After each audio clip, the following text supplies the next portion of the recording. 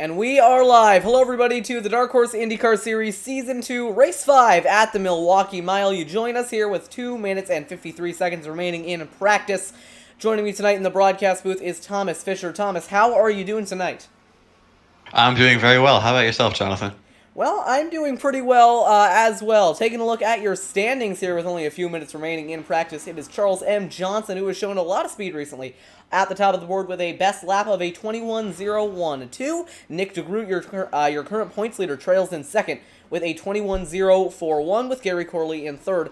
Before we get started tonight, let's take a look at the point standings coming into Race 5 here at the Milwaukee Mile as we approach the halfway race of the season. It is currently Nick DeGroot on top with Craig Forsyth trailing by 18 points. However, take a look at that battle for second. Craig Forsyth, AJ Musselman, Brandon Pasalaqua, and Charles Teed all separated by only 3 points. We got a wreck on the front straightaway there. But all four of those drivers only separated by 3 points. Thomas in that battle for second. Who do you like? Honestly, I quite like AJ Musselman. AJ, he's almost a silent ninja in this series. You know, we haven't really talked about him much, but he's just been steadily gaining those very consistent results, and it shows. He's sitting third in the championship. Yeah, absolutely. I think AJ Musselman, he's one of those drivers that's shown a lot of speed, a lot of pace, but he hasn't really shown that consistency. You know, sometimes it's really hit or miss. Sometimes he'll be there fighting for the win at the end. Sometimes he'll just make a bad strategy goal, he'll get relegated to the back, and sometimes he just doesn't really have the speed to begin with. So it's very, very hit or miss when it comes to AJ Musselman. But I think if he can get that consistency nailed, he is going to be maybe even a threat for the championship here. There is still a long way to go in this season. I think one of the unique challenges that this track is going to pose is how flat it is. You know, we saw something similar to this at Gateway, but we've never really seen something like Milwaukee on the schedule before. If we go on board with one of the drivers here, which we'll do in just a moment, you can see going through the turns just how flat this place is. Take a look on board with Josh Gardner. He's going pretty slowly coming back into the pit lane. But you can see just how flat this racing facility is. It's quite bumpy too. One of the oldest racing facilities in America. I believe it is the oldest. So there's definitely going to be a unique challenge posed to these drivers tonight. Thomas, what do you think is going to be the key to winning this race? Consistency. You know, I mean, I was chatting with some of the drivers before the race, and to quote them exactly, let me find the quote. He said, I said, how draft dependent is this track? Eric Peterson responded, not much, but clean air is king here. So, I'm guessing we're going to be seeing a heck of a lot of multi-groove racing, which, should be possible here. Yeah, now, I'm not entirely sure on this. I believe that the DW12 IndyCars are still on the version 6 tire model. You'll have to correct me if I'm wrong on that. But that should allow for a little bit more multi-groove racing, and it'll allow these drivers to kind of look outside of the normal groove, look outside of just that bottom line, to try and find some clean air, get that downforce back on their car, and really make these runs work. So I think we're going to see clean air play a big factor in this race, but I also think we're going to see groove searching play a big factor as well. We're moving into qualifying now with 10 minutes on the clock. We'll see which drivers decide to go out first. It'll be very, very interesting to see how this qualifying session plays out, because I think Milwaukee, it's going to reward a very, very different style of driving. I think it's going to be a lot more handling focused, a lot more driver talent focused than we've seen in a lot of these races so far. On board with Benjamin Combs at the moment, we're just looking for a driver who is going out onto the track. Taking a look now at Brandon Pasalaqua in this number 23. He appears to be one of the first drivers taken to the racetrack. Yep, one driver who I think we should keep our eye on today, though, is Bruce Rivers. Brand new to the series, it's his first start in that number 120 car. He ended up practice towards the tail end, lost on setting times, admittedly. Yeah, dude, it's been a long day. But yeah, so Bruce Rivers, it's his first start here, so I'm guessing he's going to be looking just for some consistency. Maybe he didn't get some good runs in practice.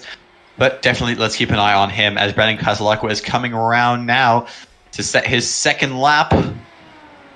That was his first lap, and it'll put him second to begin his second lap. Jonathan, give me a chance here. Second lap. All right, but at the moment, it's Michael Spell at the top of the board going for his second lap now. Michael Spell, a very interesting case in this series. I think we've seen him have some decent moments, but overall, he's been kind of, oh no, big moment off. Ford had to sweep down to the inside there. But as I was saying, Michael Spell, he's been kind of hit or miss. He's had some good moments, but at the same time, he's been very, very inconsistent. Next up, Charles Johnson, who has shown a tremendous deal of pace in these past few races, just has never been there at the end. He is going to try and take away the pole here from Alexander Van de Sant, last week's winner. Johnson is not going to have any luck in doing so and stays 5th fastest. It is Alexander Van de Sant preliminarily at the top of the board with AJ Hobson, race 1 winner, slotting into 2nd. Off the pace now, he is on his 2nd lap. Looking for Gary Corley coming off 4. He will try and take away one of these top spots. I don't believe he's gone fast enough to do it, so Corley stays 4th and 5th fastest. Looking at George Anzaldo now, going down the backhand, headed for turns 3 and 4 to set his first lap. We saw him have quite a bit of pace at Homestead just a few weeks ago. We'll see if he can try and seal the deal today, see if he's any fast. He will only go 5th fastest. Meanwhile, Corey Lane has slotted his way into 2nd. Definitely was not looking very fast in his first start at Watkins Glen, but he's improved quite a bit. He is up to 2nd now. Michael Spell into 4th. Charles Teed into 6th, one of your championship contenders. Going down the back, headed for 3. New paint scheme on the number 27 this week. We'll see if he's able to improve on 6th. Little wide off 4. Coming to the line, we'll see what he sets. It's a little bit faster than his first lap, but I believe he is going to stay 6th fastest. Thomas, what are you noticing out of this practice session so far? What? Qualifying session so far. Yeah. Well, you can see, I mean, there does seem to be a difference in line between a lot of drivers, and you can see as well, you kind of have, you know, that little descent. We got a big plateau pretty much within about half a tenth, and it starts dropping down again there towards last place, about half a second back. Yeah, that lap time vision, it's a new thing that we got a little bit into the season, and it's very, very helpful for kind of visualizing these drivers' lap times. Max Davies on track now. Nick DeGroot out as well. We'll see what he sets on his first lap. Nick DeGroot with no lap time recorded so far, so that might have been his out lap. This will be his first scored lap, given that he does not get any incident points along the way. Into 3 and 4 now. Holds it in that bottom groove. You can see that dark stuff is kind of where you want to stay. Off 4 and down to the line. Nick DeGroot, one of your championship favorites. 21-1, only 9th. Yeah, but that is his first lap. Coming around his second lap, you can see all the way out to the outside wall. Nice line through there. Looking to head into turns 3 and 4. You want a later apex here. Apexing pretty much in the middle. Nick DeGroot. Line through there. Very good line there. And across the line to set a 21-0 to 8 and puts him in 2nd. Nice lap by Nick DeGroot to go 2nd on the board. 0.003 of a second behind our current pole setter, Alexander Van de Sant. Yeah, that was a very, very good lap. The only 2 drivers left to qualify, Jeffrey Duncan and Max Davies. I know Davies, he is loaded up onto the racetrack, but he is not moving yet, so we'll see if he might just be trying to get the engine heated up. Yeah, I believe now would be a good time to go over our penalties from last week. Oh, all right, go ahead. Because there were some, if the page wants to open up. Okay. So there were 4 penalties given out. We're only going to have a look at 3 of them. So Schwabauer has been given an EOL for level 2 avoidable contact. So that was on lap 15, turn 1. So when he missed his braking zone and hit Eric Schaus, that's what took Eric Schaus. Well, I would more call that, you know, basically just ramming into him. Yeah. We're not getting into that. This is the admin's decision. For level 2 avoidable contact. And now, okay, so then there was the admins have declared it being netcode between Van de Sant and Forsyth. Yeah, but Forsyth has been dogged. Forsyth took the lead. Or sorry, it was Van de Sant who took the lead by giving Forsyth a little bit of a bump in the rear wheelhouses. That turned out to just be netcode. We didn't point that out on the broadcast too much, but it did end up just being netcode contact, so carry on. Yep, but Alexander Van de Sant has lost 5 championship points for level 1 avoidable contact. Ooh. Yeah. That's definitely not good. Not going to help his chances in the championship, especially when I believe he's already down 2 starts, because I don't believe he joined us until, I want to say Gateway. And if not Gateway, then it was Homestead. So he's either missing 1 or 2 starts here. And missing 5 points again is definitely not going to help him out. As Max Davies crosses the line to set a 21-0-3-8, it'll put him 3rd on the board. but I believe that will secure the pole position for Alexander Van de Sant, who, like you just said, he has a little bit of points to make up. So definitely this could be a crucial day for Alexander Van de Sant, but we are going to cut away for just a moment. But Alexander Van de Sant, your pole sitter here in Milwaukee. We will be right back.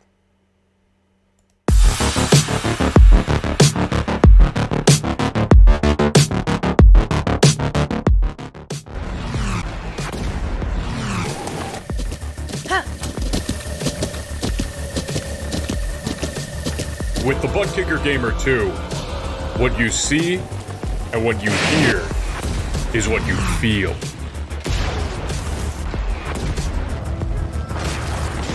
Butt Kicker. The future is feeling.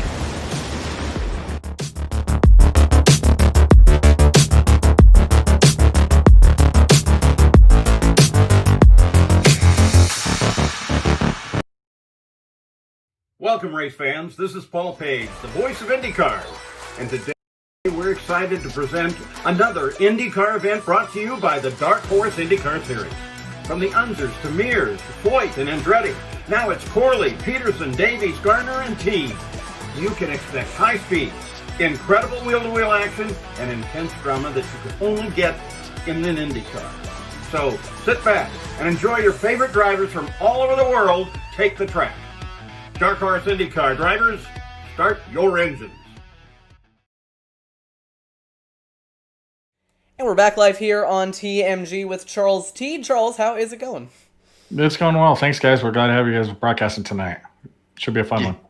Yeah, it certainly will be. So we were talking earlier about how this track could provide some really good multi-groove racing, especially because you don't want to be sat right behind another driver. You've been out on track throughout the 50 minutes of practice and these 10 minutes of qualifying. What can you tell us about these lines that the driver's going to have to take throughout the race? I think it'll come in. The top groove will come in a little better as the run gets going, but it'll probably be a lot of nose to tail early, and hopefully no one directly in front of you gets involved in something because it'll be really hard to avoid. This is going to be a busy, busy race. Yeah, what about the tire and fuel situation? I know that this league does tend to reduce the amount of fuel used, so how many laps are you looking to be able to do on one fuel run? I think it's between 30 and 40. You'll see people come in, but I think it'll also be, if there's any yellows, people will want to come in every single time to be able to not have to, excuse me, pit under yellow. Pit under yellow. There we go. There's a very dry voice. Yeah. What about the tire situation? Are the tires going to be taken? Don't really go away. The tires run really well through a whole run, so that should be fine. All right. Well, we will let you get on with your race. Charles, Yes. Thank you very much for coming up to us, and we wish you the best. Thank you. I'm trying to remember which room you're in. You're in Dark Horse, correct? Yes. Okay, so interesting interview there with Charles, talking about the fact that tire wear doesn't seem to be an issue. I personally thought it would be, given the flat nature of this track.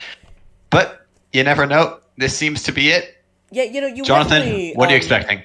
I kind of adding to your point about the tire wear, you would definitely think that with a track that's so handling focused and so flat and so bumpy, you would think that the tires would wear quicker. But I think there's definitely a correlation with how banked the track is and how much load that you're putting on those right side tires.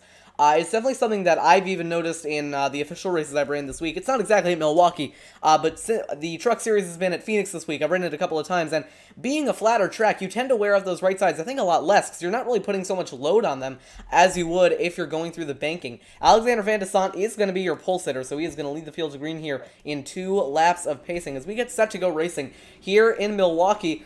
Thomas, who are you liking as your pick to win tonight? I mean, you know what? I'm gonna plead Section 13 for this one, because we know I have a tendency to commentators curse people, so I don't really want to say anything because I don't want anyone to end up in the outside wall on turn 1. Well, you know what? If the race is getting boring, I'll just ask you very nicely to say something very, very nice about the leaders. All right? Sound good? Great? All right, cool. Perfect. All right, I might just plead Section 13 again. All right, well, at least... Oh, I forgot. I didn't know you could do that. At least for me, I think that there's definitely a lot of fast drivers in the field, but one driver that I'm going to have my eye on, at least throughout the night, is going to be Charles M. Johnson. We've seen him in the past be pretty quick, especially earlier on in the run. Well, I think that after a few races of experience, I think that he's getting to the point where he can probably start to put together some longer races, some longer runs. And I think after a while, it's going to have to lead up to a win. And I have a feeling that that tonight might be the night that Charles Johnson finally captures that checkered flag. We're going to find out in 150 laps. Depending on how many cautions we get, that'll go by in an instant, or that'll take a very, very long time. 150 miles ahead of us tonight. Thomas, I keep messing you two up, and I don't know why. Thomas, why, dude? You've known me like 6 months longer than you've known Charles. Man, okay, I'm very insulted. I get to say that I'm a bad person. Half a lap of pacing left. Anything else that you would like to say before the call to green? Drivers, start your engines. Well, I think they've already done that. Might be a little bit too late on that. We know. Well, it doesn't matter. We know that this week has probably been pretty stressful for a lot of you. There's been a lot of stuff going on, but tonight we want to give you an opportunity to kick back, relax, forget about all that, and enjoy some good old iRacing IndyCar Series content. It'll be Alexander Van de Sant leading the field to green here in Wisconsin. Here we go, off turn number 4 at the Milwaukee Mile, 150 laps ahead of us. Alexander Van de Sant going to start us off. Green flag is in the air. We are underway at Milwaukee. Very good stuff from Alexander Van de Sant. Nick de Groot just pulling in behind him.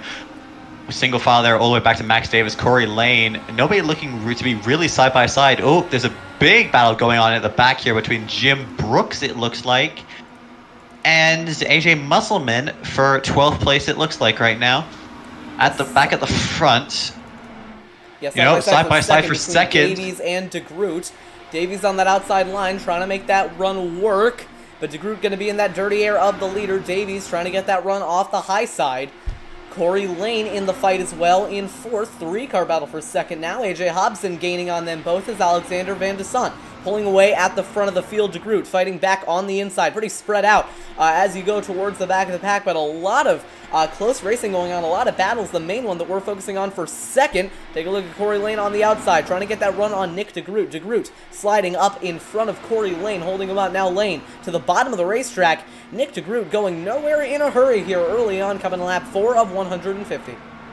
Yeah, Nick de Groot already fallen down to 4th place is going to be as they get to the line, but Nick de Groot does have the run, and side-by-side as well behind them between AJ Hobson and Georgia Anzaldo.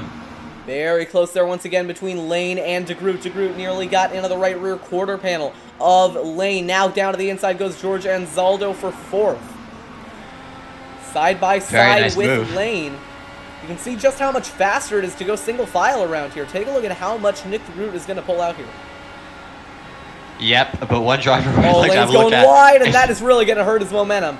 I think he might have got caught on the curb just a little bit, got in the dirty air of de Groot. It pushed him up the track. He had to jump out of the throttle, and Anzaldo lost a ton of momentum. He is back into the clutches of AJ Hobson. But one driver who I think is really important to have Look a at this, look look at at right this, 3 now. wide, down the front straightaway. David Leclerc taking advantage up the track. I believe that was Eric Peterson who got the short end of that stick. Josh Gardner in the fight as well. Big battle going on just outside the top 10. Yep. One other thing of interest, though, is to have a look at Alexander Van de Sant, who has pulled in a gap of about 1.998 seconds. He has buggered off like a stabbed rabbit, this Not kid that has. one again. I feel like you haven't used that one since Gateway, as Michael Spell gets on the apron just a little bit and allow Gardner to hop to the outside and try and make that move for 11th. Side by side, going for 3, Gardner looking to clear. He'll try and use that high line to his advantage. You already see drivers looking up the track quite a bit, looking up the track in 3 and 4 quite He's a bit. gained 3 tenths. What's up? Alexander Van de Sant just pulled 3 tenths in a lap on Max Davies. So that tells me one of 2 things. Either Alexander Van de Sant is banking on a short run here and is not worried about saving his tires, or he is just really, really fast.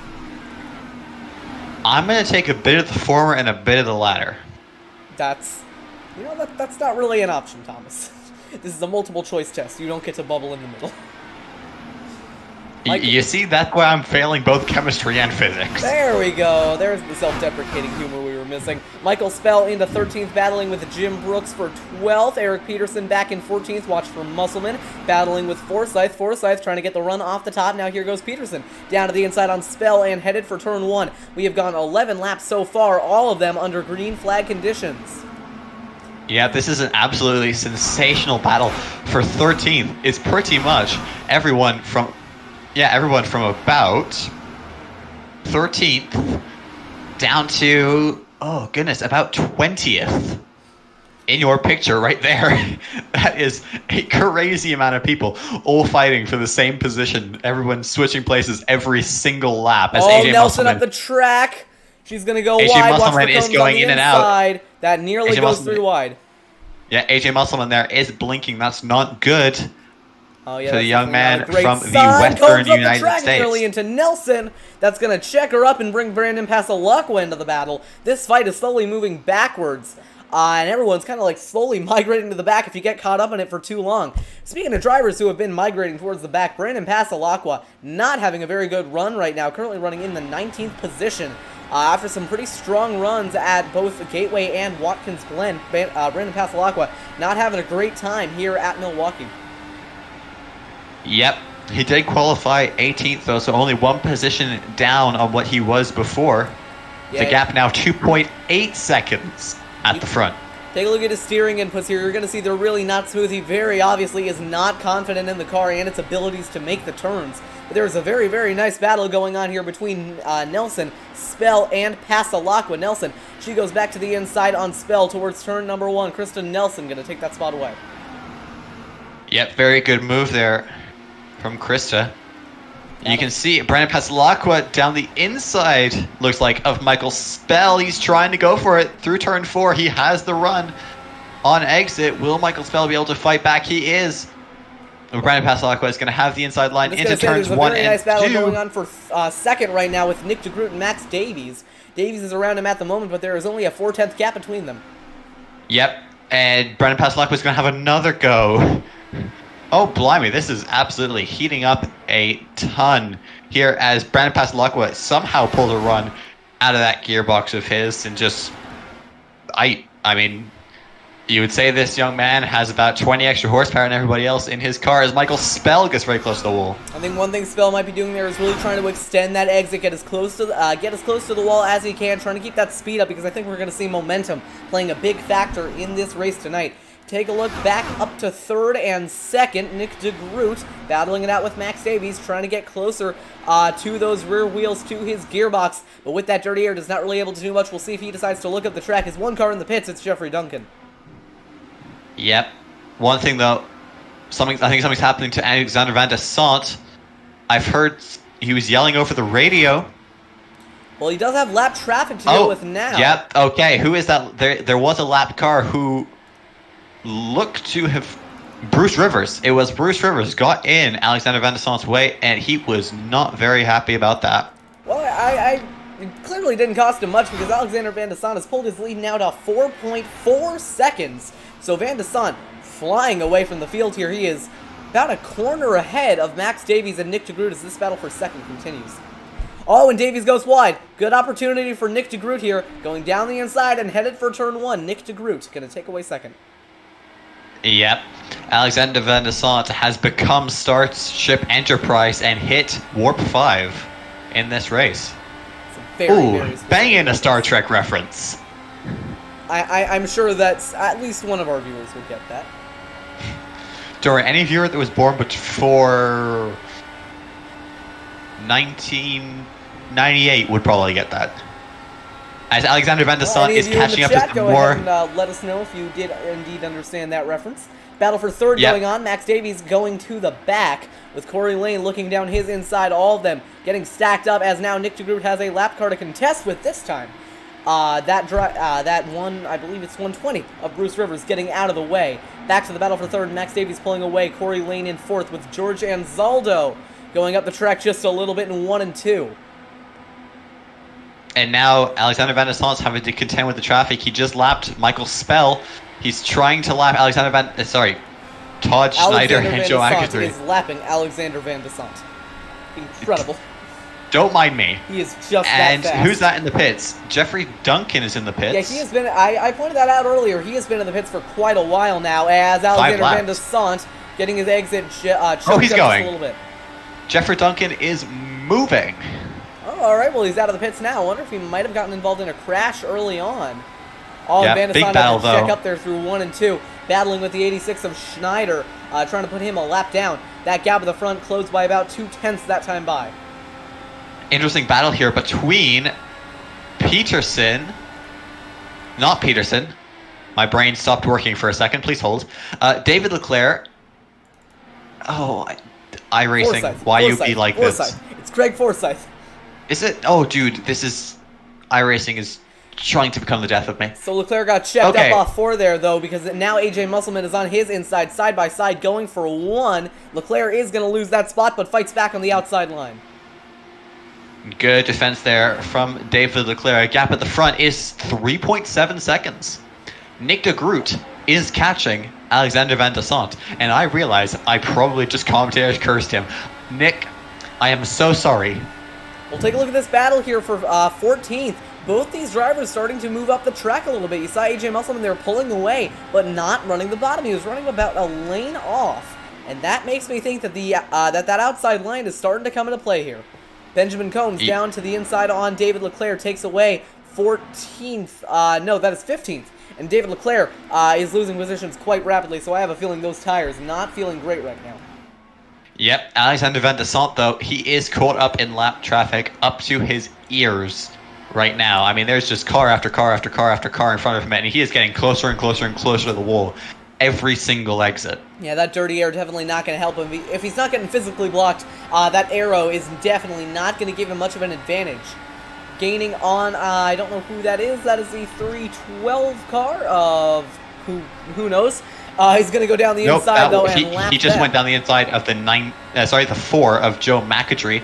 Now he's going down the inside of the 32 of Jeffrey Duncan. The number and was now he's catching up to Brendan Pasalaqua. Oh, and in yeah, that number 23 he's car. definitely going wide off 4. Gaining on Pasalaqua, that's the 18th car. So everyone 19th on back, a lap down. It's definitely going to hurt him quite a bit. The gap at the front down to 3.3 seconds. I do wonder if that early run pace that Van Josh Gardner. had. Sorry, Josh Gardner down the inside of Gary Corley. Brilliant move. Absolutely beautiful. Play on the dummy on through turns 3 and 4. Snuck to the inside and just absolutely. Am I behind? No, I'm not. Okay. Nope, I'm just explaining what just happened. That. Yeah, brilliant move there from Josh Gardner. But you are right, there is quite a nice battle going on here between Gardner, but Gary Corley has gotten back past him. These two are absolutely having at it, tooth and nail, not nooth and tail. Tooth and nail. No, they both got pushed up the track there. Gardner got a lot closer to the wall than I imagined he would like. Sorry to cut you off there, just I thought that we were going to see a car on the wall. Yep, don't worry, I thought it too. Another battle that could be looking interesting is between Corey Lane and George Ansaldo. They are about 4/10 of a second.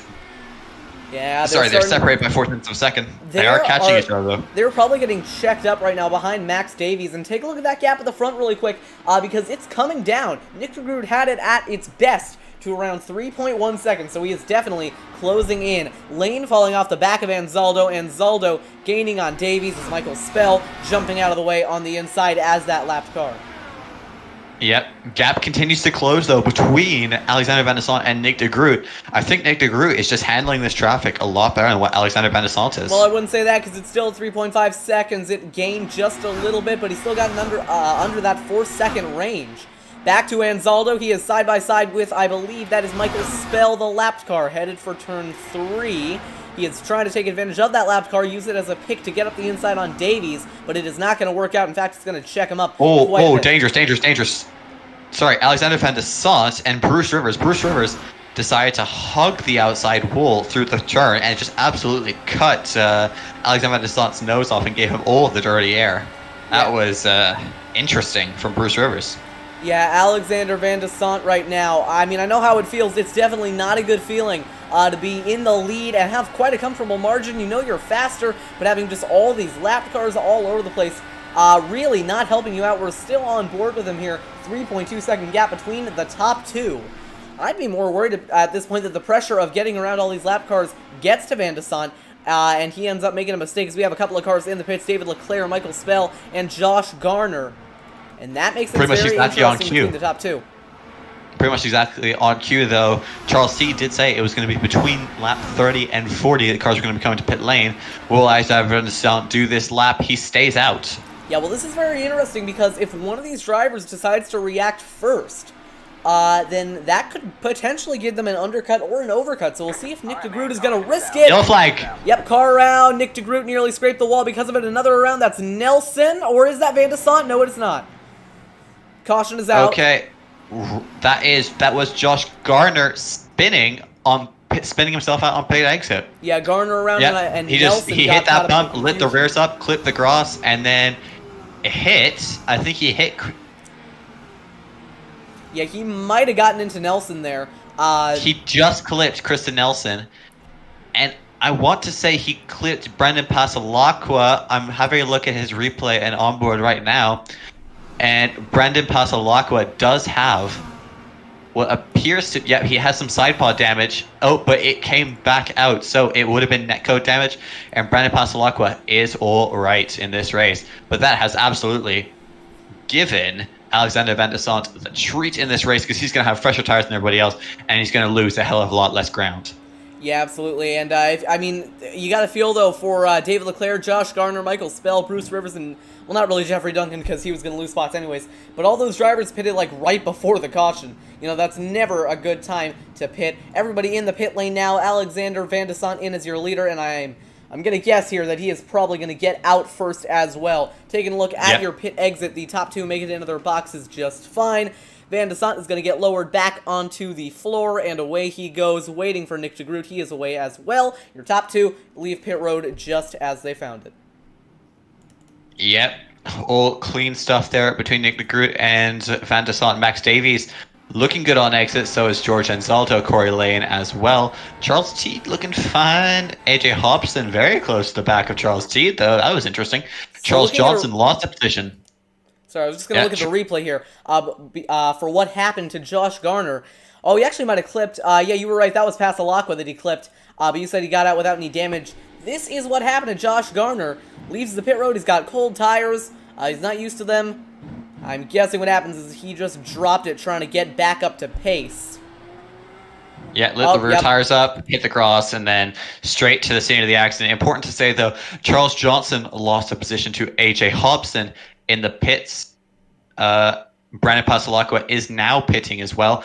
Eric Peterson, Craig Forsyth, Benjamin Combs, Gary Corley seems to have lost a bunch of positions to the others. He's gone from 10th to 14th. What happened to Nelson was very interesting because you're going to see here that 12 of Gardner comes out of the pit lane. Nelson just barely got clipped, overcorrected, locked it up. Luckily, escaped without any front end damage, so she is going to be able to continue on in the race without any damage. Did almost nearly back it into, I believe that's Max Davies, but everyone was able to make it out alive.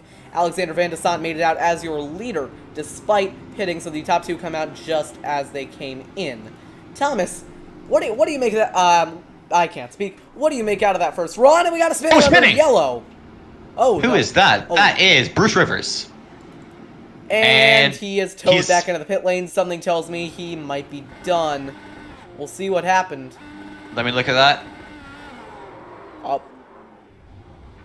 Yep, nope. He hit the throttle trying to get some temperature into those rear tires and pulled a George Russell. Just slightly less. I think the best way we'll be able to do this is with the chase cam. Was there any contact? No, there was not. The only contact there was from Roman Grosjean. Or Ericsson. I messed that one up. I'm sorry. Dude, come on, man. I'm sorry. You try and take my Formula 1 away from me. Yes. The only contact there was from Marcus Ericsson. Alright, anyways, the pace truck is going to pull off this time by. Alexander Van de Sant is going to restart as your leader. Thomas, anything that you want to say before we go back to the green flag? Anything that you might have picked up from that first run? Nothing with the first run, but Bruce Rivers did just send a text saying, well, my wheel just went crazy. Sorry, so I'm guessing there was a hardware issue which caused Bruce Rivers to spin out under pace car. And the pace truck, for some reason not a pace car, is going to take that hard left turn down pit lane. And we're getting ready. And we're getting ready to go green here at the Milwaukee Mile. And we're going. It's green here at Milwaukee. Good start from Alexander Van de Sant. Everyone seems to have gotten away cleanly. No spinners, but they're three wide at the back.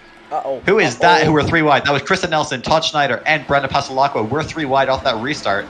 Whew. Yeah, one of the things that you're going to notice throughout the race is that restart zone, the time between the pace car pulls off and the green lights come on, it's basically nothing. That's how late pit entry is here. So basically, all of these drivers basically know when the leader is going to go, because they don't have too much of an option. You see the battle going on back here. That's David Leclerc stuck on the outside on Todd Schneider. Meanwhile, at the front, Nick DeGroot leading over Max Davies, or sorry, Nick DeGroot in second over Max Davies in third, but it's Alexander Van de Sant leading away. Yeah, Alexander Van de Sant, I have a feeling here he's going to pull out the same sort of gap he did last time, because he did really well to pull that one out. And we're just going to have to see, will Nick DeGroot be able to hold on to the back of last week's winner? Yeah, one battle going on here for 13th. That's AJ Musselman and Gary Corley. Corley, I believe, on the inside on Musselman. Musselman now to the inside on Benjamin Combs. If you remember back to Michigan on last season, AJ Musselman and Benjamin Combs battled it out towards the end of the race when Combs made a little bit of contact with Musselman and spun him into the inside wall. Now those two battling it out on track again, albeit not for the race lead. Corley trying to make that outside line work, gets a little bit tight in the center, not going to be able to roll it quite as well. Oh, I think someone hit the wall in the back. Wide. I think someone might have hit the wall in the back. I cannot be sure, though. Everyone's stacking up here. Watch for Pasalaqua going down to the inside on Gary Corley. Towards turn 1 now. Pasalaqua trying to make that move work. Battle for 13th is on. Oh, we got spinners. That is David Leclerc up and into the outside wall. He is going to keep it rolling. But that was a very, very close call between him and Krista Nelson. We'll go ahead and take a look at a replay. Yep, Kristen Nelson is saying that he might have come down. Well, we'll take a look at it. Nelson, he did. He came down. Yeah, that's definitely on Leclerc. Yep, big damage though for Leclerc as he hit that outside wall. That is a significant amount of damage. No yellow flag though here at the Milwaukee Mile, and David Leclerc is straight into the pit lane, and yep, he has entered his box. At the front though, the gap at the front, is 1.4 seconds between Van der Sant and Nick DeGroot. Current battles on track look to be battle for 6th between AJ Hobson and Charles M. Johnson. And that is pretty much it. Between Gary Corley and a... What'd you say, sorry? I was going to say there's a little bit of a stack up here for around 9th, 10th, for around 8th, 9th, and 10th. It's Jim Brooks at the head of that. Eric Peterson in 9th, Forsyth in 10th. Another kind of a pack behind that, led by Benjamin Combs. So a lot of these single file packs that we're seeing around the track. Musselman looking up high, trying to make that high line work. Not going to work out for him at all. He's going to lose quite a bit of time to Gary Corley, headed for turn 1. Yep, one important thing though we have to remember in this race is that everybody south of 14th place, that's 15th place and below, are 1 or more laps down. And that so might they will be just as this run goes on. Yeah, so they're just kind of going to be everywhere and anywhere on the track. Who's that lap car? That is Bruce Rivers, who's cut right in front of Alexander Van der Sant. That was dangerous from the young man from South Carolina. Might have cost him quite a bit, though. 1.5 seconds between your top two. I think Nick might have learned quite a bit from that last run. Oh, yellow flag. We got a caution. Who, what, where, when, and how? I believe it was for Charles Johnson, wrecking the back. I believe it happened around turn 2, and that is going to knock the front wing off of Charles M. Johnson. And I think now that was my turn to commentators curse someone, because I said earlier on in the race that you might want to keep an eye out for him. Well, that definitely didn't pan out.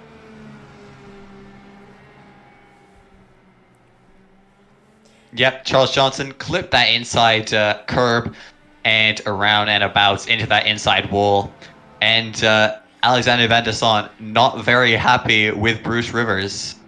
Yeah, I mean, I can imagine why. You definitely don't want a lap car doing something like that. We'll see if anyone decides to come into the pit lane. A couple of drivers thought about it. In the end, they all stayed out. That means we get to take a look at a replay a little bit earlier of what happened to Charles Johnson.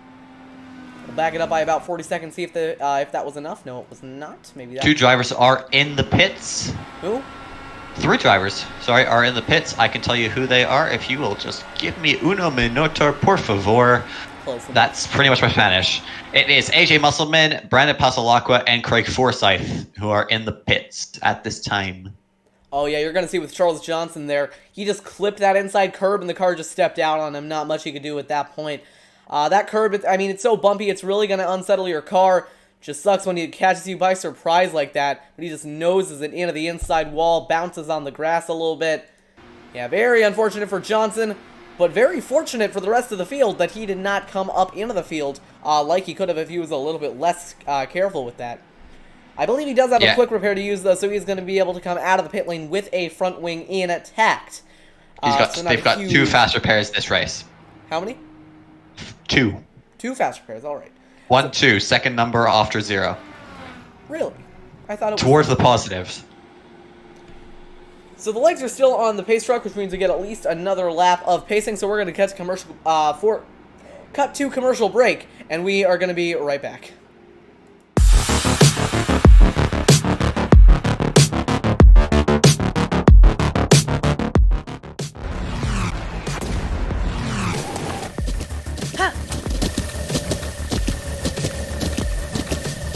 With the Butt Kicker Gamer 2, what you see and what you hear is what you feel.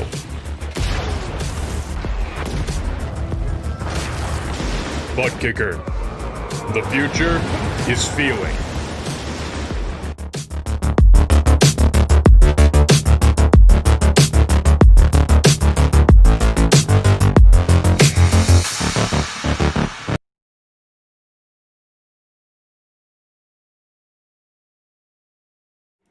Alright, we are back live here on TMG. We're going to bring you the restart in just one lap's time. Taking a look now at your leader, Alexander Van de Sant. He has led 55 out of 55 laps so far. We're going to go to the restart, I believe, this time by. Thomas, anything that you have learned from the kind of the first 2 stints that we just ran that we might be able to carry over into the rest of this race? 2 things. First thing, don't touch that inside curb. You will spinella your way into that inside wall. And the second one is, don't cut across Alexander Van de Sant's nose. He will not love you for it. Third thing as well, you just saw the ad for it, but it's time I say something about it because I like hearing the sound of my own voice. This series would not be possible without the support of buttkicker.com. Go to thebuttkicker.com and put in code Dark Horse 20 for 20% off your order of butt kickers.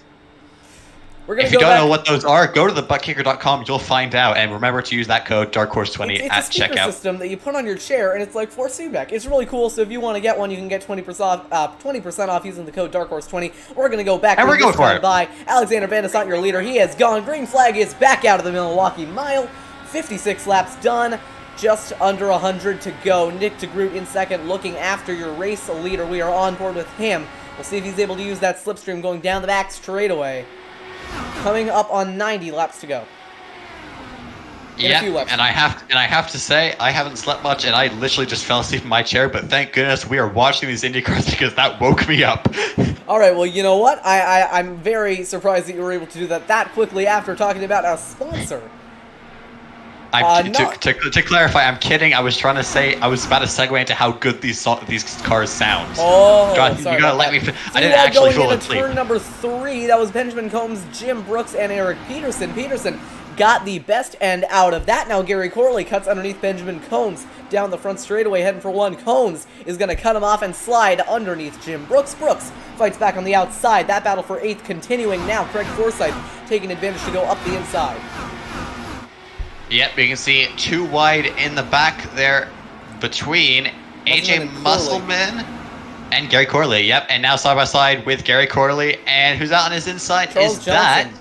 Johnson on his Johnson. inside, going for turn number 1. Johnson going to complete the pass. Now it's between Combs and Musselman just for the top 10, with Craig Forsyth trying to drive away in that 9th spot. Yep. Charles Johnson, though, he's going to be looking to make his way back up through the field as the gap at the front is just over 1 second already. Here goes Combs again. Not going to make it work this time by. Neither of these cars actually going up through the gear, so these drivers utilizing those gearboxes they have to get a little bit better rotation. Wait, hold on. What's a gearbox? The box that you use to do the shifty. The shifty. Side by side for 11th now. Charles Johnson fighting back from that little bit of a mistake. Now he's on the inside of Benjamin Combs, headed for turn 3. Oh, contact! Combs up the racetrack. A little bit of a hip check there from Charles Johnson. They're going to be 3 wide going down the front straightaway. Corley stuck in the middle of a Combs Pasalaqua sandwich. Corley able to make the run towards turn 1 work now. Only 8 tenths between your top 2 in Nick DeGroot and Alexander Van de Sant. Yep, and your retirees from this race, because we unfortunately have some, is George Anzaldo and David Leclerc. Not too surprised with David Leclerc after that incident that he had. Not too sure what happened to George Anzaldo, though. Yeah, I think Anzaldo, that might be some connection issues, may have, I don't know, mechanical failures don't exist, so we'll just call it a gearbox issue. Coming lap 65 of 150 now. Nick DeGroot falling back just a little bit into the clutches of Max Davies lurking in third.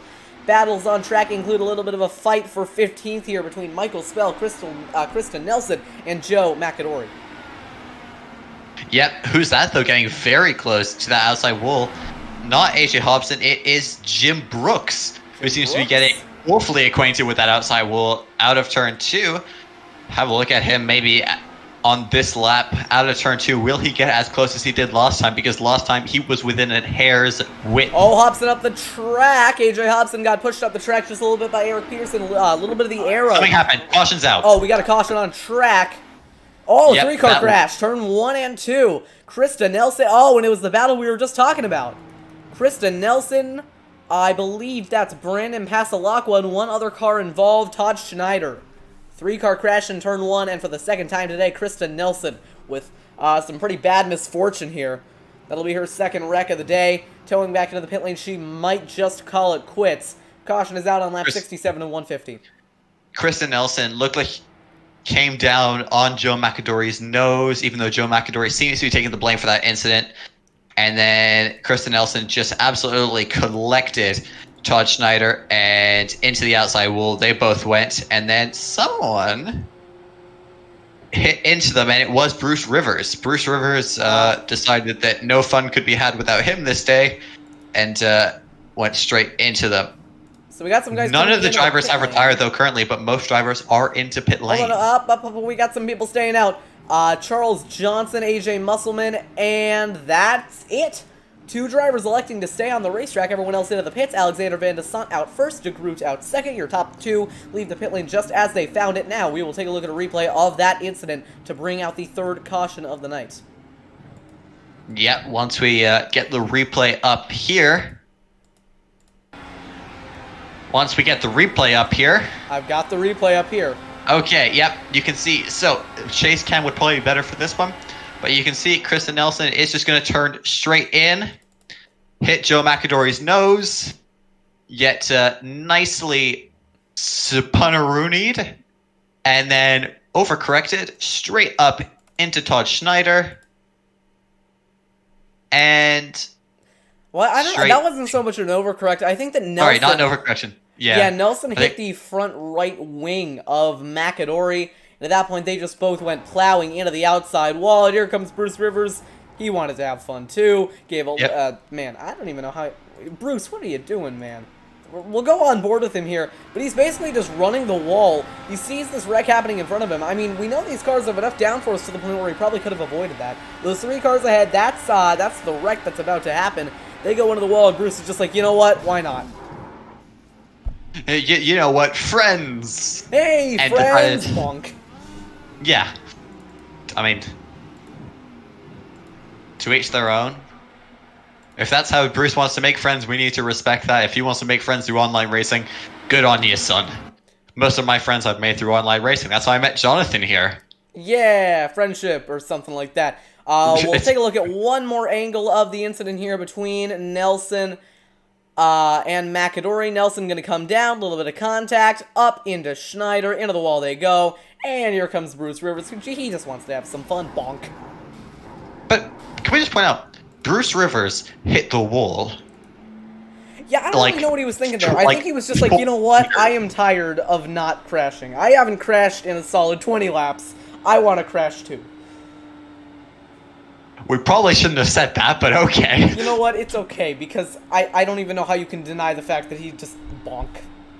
And who's that coming out of pit lane? I do not know, but it's one of the great Todd Schneider. Gardner? It is Todd Schneider. Schneider. Yep, so Schneider is just kind of pulling up skirt as the, is that a Vine or a TikTok? I don't know. If someone does know, Okay, please well, you just made comment the it. stream 10 times more awkward than it had to be. Thank you, Thomas, for that. We're It has coming to to- wait, it restart has to here. be Your top awkward? two are on old tires. I'm just going to keep talking because I'm worried if I let you say anything, you're going to say, make sure to hit that whoa and the like button, too. We're coming back to the restart. AJ Musselman in the lead. Charles M. Johnson in second. Your top two on old tires. Van de Sant, your first car on tires. Here they come to the restart. Restart. Pace car is off. Green flag is back in the air. And AJ Musselman going to lead the field back to green. Yep, AJ Musselman, though, he is on slightly older tires than the rest of the pack, so let's see what he'll be able to do from here.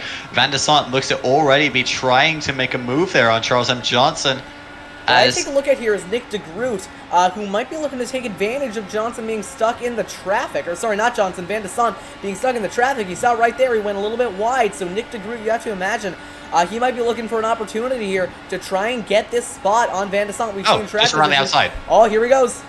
He just, yeah, he just Nick. This Nice. should be a thing. We should have that. Someone make us a poster that says just Nick DeGroot things, because only Nick DeGroot can make that Maybe move. don't. That doesn't sound like a good idea. 3 wide behind Corey Lane on that outside lane. AJ Hobson falling back just a bit. Alexander Van de Sant relegated to 4th. Nick DeGroot Oh, in yellow flag. 3rd. Oh, we got a caution out again. Like, It happened, I have to imagine it happened towards the back. I do not know who that was. hold on, I'm looking. It is Hum-diddy-dum. And just no one. I mean, No one. as far as I can tell, nothing has happened. Nothing has happened. So we have decided to bring out a caution. We thought it would be fun. Okay, well, Alright, guess we're going to move on past that. No, nothing happened, but there is a caution out on the track. That does give us some time to talk about this.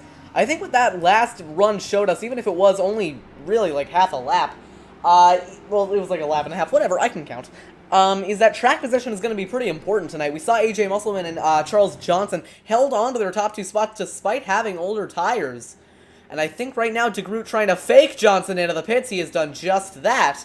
So now, that'll be one less driver that DeGroot has to pick his way through to get to the front. It'll now only be Musselman out on old tires.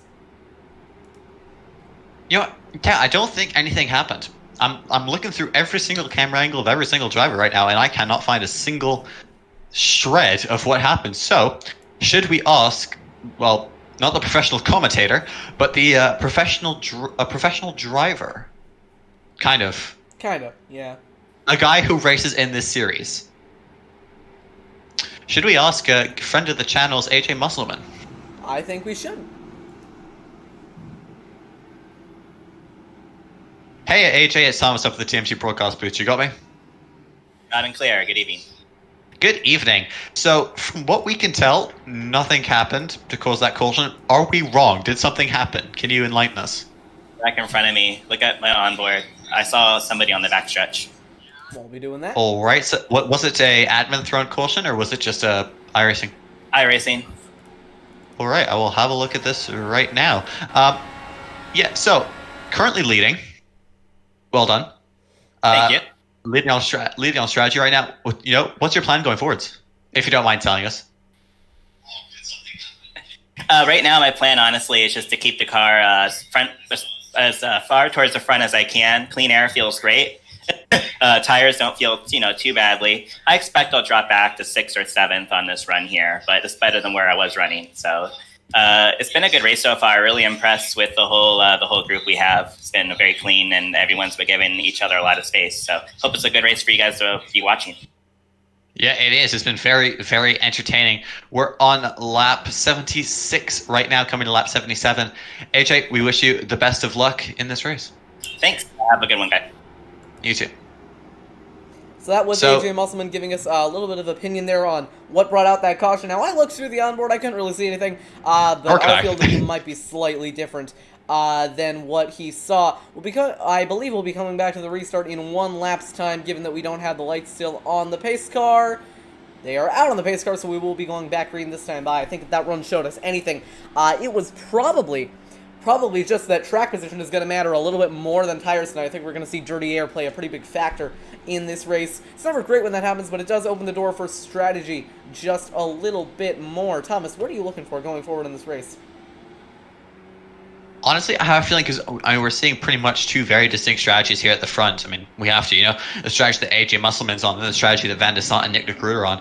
So it's just going to be a battle of which strategy is going to be best, I mean, as much as there is going to be a lot of raw pace in it, it's going to be, strategy. Because it depends. AJ Musselman will have older tires and less fuel. But the question is, can he still 2 or 3 stop this? Yeah, because if he can 2 or 3 stop this, and if Van de Sant and de Groot also have to 3 stop this is a pretty even race. All right, pace car is going to be off just about now, watching for Musselman to take the green flag. Here we go again. Good jump by the 54. We are back underway at the Milwaukee Mile. Very good start there from AJ Musselman, getting a nice, small gap admittedly, but a gap nonetheless to Nick de Groot behind him. Alexander Van de Sant looked to have struggled a little bit in that dirty air off the start. Looking back to the back of the pack, absolutely everybody seems to be... He's in clean air, going for 3 and 4. Nearly contact. I think he's going to hop to the inside down the front straightaway. Battle for the lead is well underway, and Nick de Groot, wasting no time getting back to the front, is to the race lead. New leader, it's the 89 car. Yeah, Van de Sant's looking to follow Nick de Groot through. Nick de Groot giving Van de Sant all the dirty air in the world. Oh, as Van de Sant clips that both up the curb. track right there. Yeah, and Van de Sant looks to have shut the door almost on Musselman. Aggressive, but it worked, so it worked. Hey, you got to do what you got to do, especially when track position is this important. I think that this is really going to be telling to see really how much of a difference that clean air makes, because we know Van de Sant on raw pace is probably a lot faster than de Groot. Well, now we'll have to see if he is able to make that 4/10 gap up, coming to lap 81 of 150 this time by.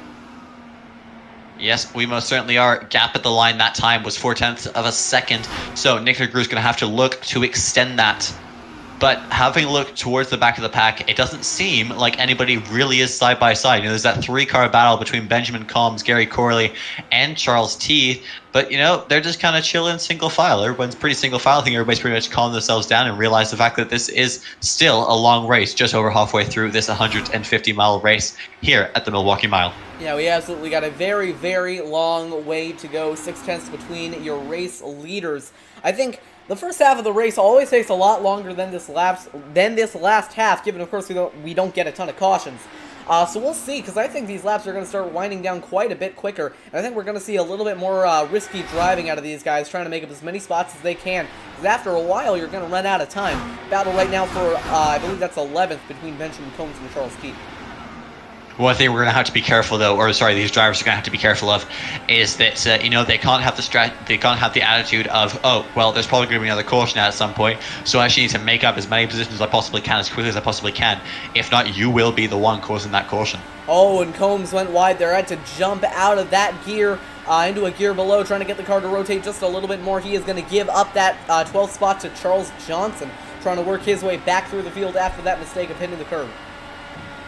Yep, super unfortunate there. And having a look a bit further back, the battle between Brendan Pasalaqua and... contact between Combs and Johnson through 1 and 2. That got very much close. Sorry for cutting you off there. Continue on.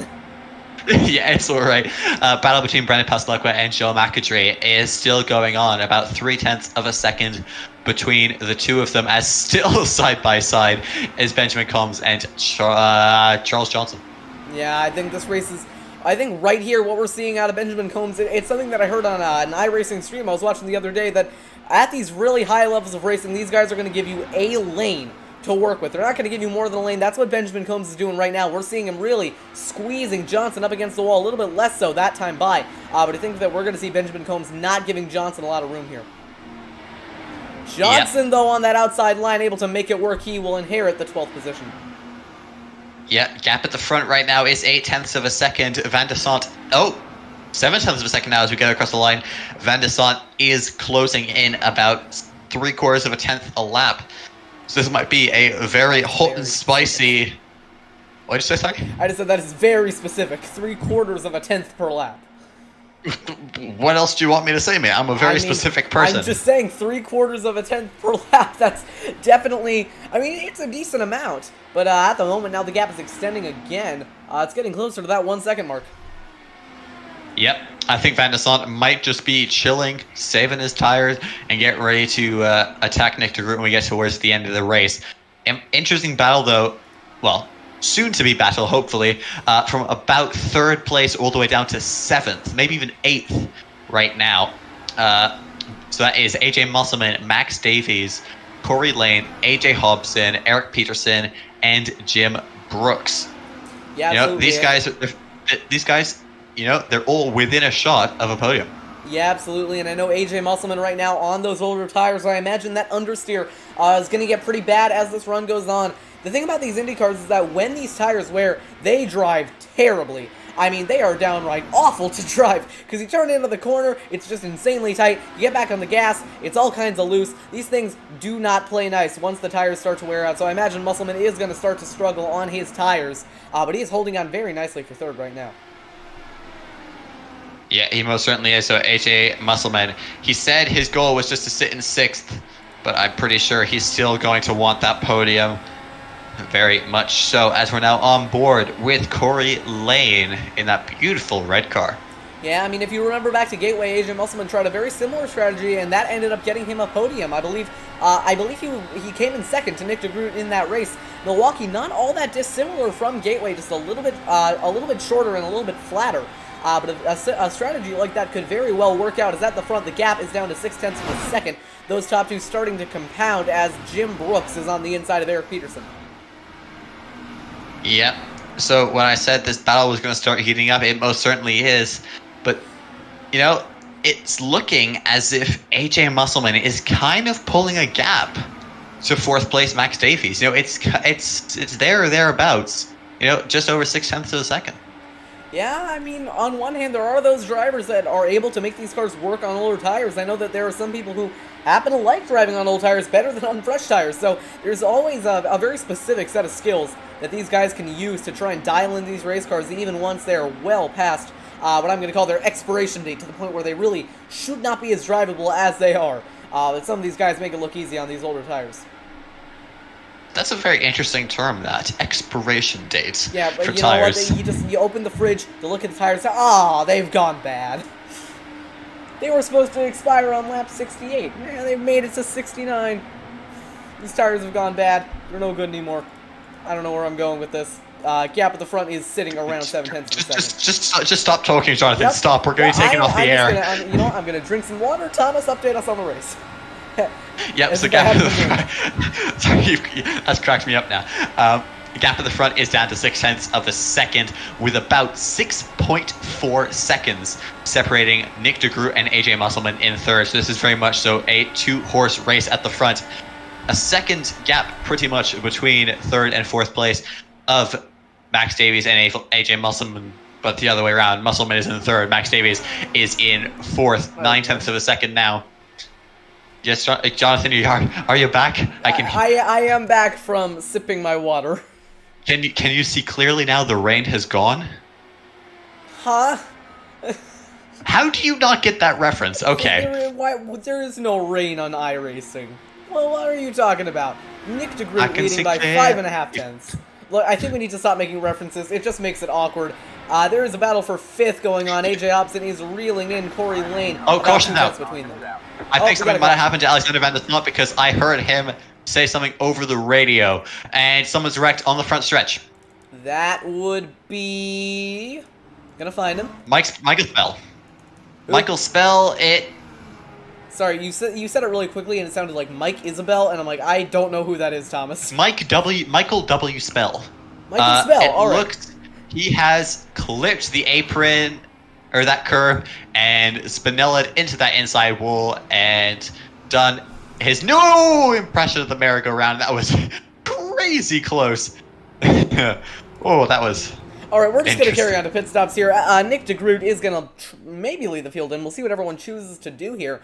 One driver who this is definitely a very lucky break for is AJ Musselman, because keep in mind, Musselman has been on these tires since around, I want to say it was lap 57. Well, now he is going to be able to pit with everyone else. He's going to gain all the track position and get on the same tire strategy. So very lucky break for Musselman here. Everyone else into the pit lane. We'll see if anyone is able to beat DeGroot out of the pit lane. But I have a feeling that they won't. They won't. Nope. But to encourage on my interesting noise, for some reason, whenever something interesting happens, I make an interesting noise to come with it. Hey, you gotta match the interesting thing with an interesting noise. Exactly, that's just the tactic of life. A couple of drivers stayed out, by the way. Charles T, Charles M. Johnson, and Joe McAdory, all still on the racetrack, 26, 26, and 33 laps on their tires in reverse order. So Charles T is the one on 33-lap old tires. We'll see if they decide to come in this time by. If they do, it will put the lead back in the hands of Nick DeGroot, but maybe some of them, seeing what AJ Musselman did on that last strategy, or on that last stop, have decided to try and roll the dice here. Yep, but my interesting noise was because Jeffrey Duncan decided to pull out his absolute nerves of steel, and he avoided Michael Spell and becoming involved in that accident by approximately the distance of my foot. For reference, my foot is about 12 inches like a regular foot is. You could, oh no, Thomas, you could have just said my foot is about a foot long. You didn't have to say. Alright, we're gonna move past that. That was... No, because the joke is my foot is in the Canadian foot, which is also 12 inches, the same as the American foot. That was just the joke. Oh. Do you want to have a look at what happened to Michael Spell? Yeah, we should. Instead of talking about feet? Unit of measurement, Jonathan. Alright, let's go back and take a look at what happened to Michael Spell to bring out that yellow flag. I believe it might happen next time by, so we'll go ahead and speed things up just a little bit. Spell running with a very, very big American flag on his car. Coming through 3 and 4, maybe just got a little wide. No, it probably happened next lap. I think I've gone back too far again. Maybe this lap. Maybe this lap. I think it was this lap. Nope. Alright, we're just going to keep going, keep going, keep going. We're going to get it one day. This time by Michael Spell, I think we're going to see what happened to him here. Might have got hit in the back. No, yep, nope. He hit the curbing. He hit the curbing, went round, and then you'll see. You'll see what happened to Jeffrey Duncan. That was Jeffrey. That's why I'm saying nerves of steel. You see, Jonathan, you made a noise as well. Yeah, my noise was oh. Yeah, exactly. And on that note, as we're here coming to, it's 1 to green. Aight, fair enough. I think. Yikes, that was very close. That is it. One. That was very is it close. I don't know if it's 1 to green. Pace car lights are off, and everybody's on the outside. Okay. Yeah, we're on 1 to green. Charles Teed and Charles Johnson, the two Charles in the field on old tires. We'll see if they are able to hold the hard-charging pack off. Coming to the restart, we'll see how long Teed can hold them off. Green flag is back in the air. We are back underway here at Milwaukee.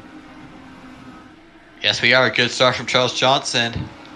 Getting a wee little gap already to Charles Johnson, who has Nick DeGroot for company already. I think you said for Charles Johnson. He has a gap to Charles Johnson. We'll move past it. Alexander Van de Sant under fire from Max Davies, headed towards turn 3. Lots of pressure building up behind that 317 as he is beginning to lose position. Almost contact between Nick DeGroot and Charles Johnson. That was incredibly close, but incredibly good driving from the pair of them. He's going to spin. DeGroot avoids damage, but Charles Johnson spins in 1 and 2. That's all on him. That is on Charles Johnson there. I mean, he left Nick DeGroot absolutely no room there on the inside. I'm sure we'll have a look at it here in a second. But from what I look like, Nick DeGroot was already on the curve, and Charles Johnson kept on coming down. One thing you can see there on the ticker is if the driver's number is replaced with a little wavelength thing, that indicates that they are talking on the radio. And you see there is a lot of conversation going on right now between these drivers. So something tells me that these guys are not exactly happy with each other. And I have to imagine that a lot of that is on Charles Johnson, because I pretty much think that move is indefensible. When you're on old tires like that, you do not race the leader as hard as you did. Yep, you shouldn't, absolutely. And because we just had a caution, there's gonna be absolutely nothing happening. Jonathan, I think it's time for an ad break. I think that's a good idea, but I also want to take a look. Oh, well, my lights just surged. If I suddenly die, that's because my power went out. And yep, that is Charles Johnson just leaving Nick DeGroot absolutely no space, pushing them both up the track and costing them both very, very good track spots. Not a position either of these guys want to be in. However, I gotta say that is mostly on Charles Johnson. Thomas, like you said, we're gonna cut away to a break, and we will be right back.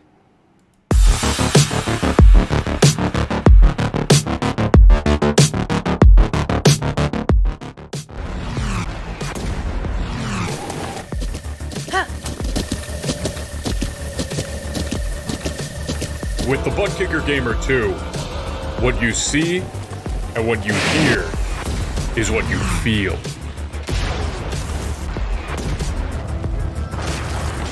Butt Kicker. The future is feeling.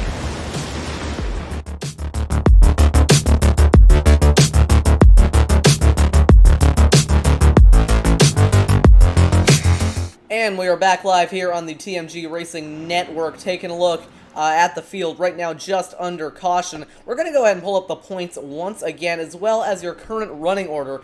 Nick DeGroot, he has a decent enough points cushion as your points leader, and everyone behind him is having a pretty poor run. So right now, Nick DeGroot, he is in a very, very safe position. Craig Forsyth, he is going to be losing a lot of spots after today. He has not been as fast as we might expect out of that driver. AJ Musselman, he is actually having a pretty good run today, so he might be able to snag second in the points away from Craig Forsyth. Pasalaqua and Teed also not having great runs at the moment. Teed fell back.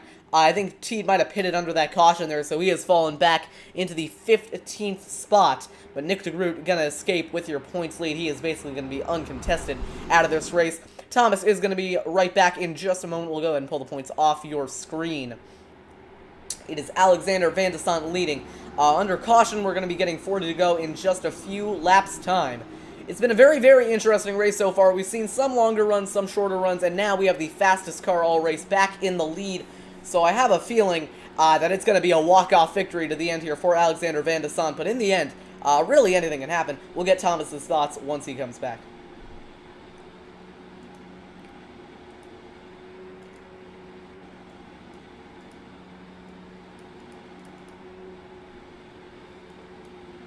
I'm kind of running out of things to say here. Lights are out on the pace car, so we're going to go back reading this time by. Everyone will be lining up against the outside wall, starting with Alexander Van de Sant. I think These Thomas is back cars. now. Thomas is back. Welcome back, Thomas. Thank you. Yeah, sorry, I needed my extra glass of orange juice because this race is absolutely amazing. Don't you agree, Jonathan? As we're coming back to green, it's going to be on lap 110 of 150. It will be 41 laps to go in this race, and hopefully we'll be able to go green for all of them, get one green flag pit stop in all of this. Will it be Alexander Van de Sant, Nick DeGroot, or will it be someone else? Alexander Van de Sant is leading us back to green. The pace truck this week is getting ready. It's going to go down pit lane. In 3, 2, 1, there it goes, down pit lane, and we are green at the Milwaukee Mile. Ooh, not a very good jump there for Nick DeGroot. It could have been a lot better. He's under fire from Davies going to turn 1. DeGroot on that outside line. Davies trying to push him up the track. DeGroot not having a good set of restarts here. They're fighting behind. Gary Corley's in the midst of it. Moving around down the back straightaway. Max Davies now under fire from Corey Lane, who is having a great run today. He had an absolutely abysmal run at Watkins Glen. He has rallied back today up into the top 3. Hunting after that first podium is Corey Lane. Back to you, Thomas. Yep. Alexander Van de Sant has buggered off at the front. No, about no, 8 no, tenths we're of a not second. using that expression again. I'm not gonna talk about the rabbit. I'm not talking about the rabbit. Guys, if you don't mention the rabbit, then Don't worry. Don't worry. We'll talk about a pigeon. oh god. He's flown off like a majestic pigeon into the sunset. Better? Sure. We'll go with that. Battle for 6 going on as well. Watch Musselman with a run off the top side, going down to the inside, headed for turn number 3. Good move here by Musselman. If he can get it done, no. Peterson holding strong on the outside line. Eric Well Peterson's... done. Sorry, continue. Sorry, go ahead. You go. Oh my. Okay, so Eric Peterson, I was just going to say, he hasn't really been particularly impressive this race. However, he's kept it pretty quiet, kept his head down all race. He's gotten himself up into a good position. AJ Hobson and Gary Corley battling it out for 8th place at the moment. Corley down the inside. Hobson trying to hold down to the outside. Big battle going on behind as well. Charles Teed on relatively fresh tires here. About 6 laps fresher than everyone else. Yep. Obviously, the battle we all want to know about, though, is the battle at the front. Nick DeGroot is being caught actually by Corey Lane. Corey Lane is Really? yeah, he's about 6/10 of a second behind at the end of this lap. Never mind, he's pulling well back. Okay, yeah.